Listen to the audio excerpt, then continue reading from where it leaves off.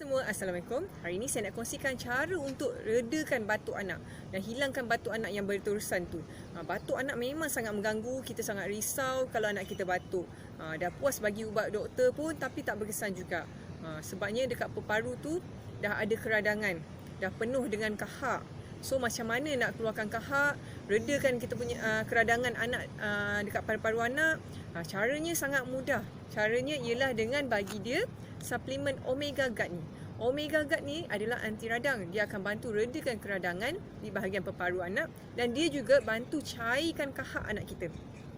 So kalau anda ada masalah, kalau anak anda ada masalah batuk, anda boleh bagi dia Omega Guard ni. InsyaAllah dia adalah pilihan yang lebih selamat sebab ia bukan ubat. Dia adalah natural supplement. Minyak ikan yang sangat semula jadi yang tanpa toksik.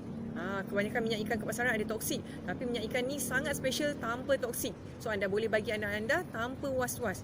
Berminat nak dapatkan produk ni, berminat nak dapatkan Omega Guard ni, anda boleh WhatsApp saya, type batuk dan WhatsApp ke 012 346 1698. Jumpa lagi, bye.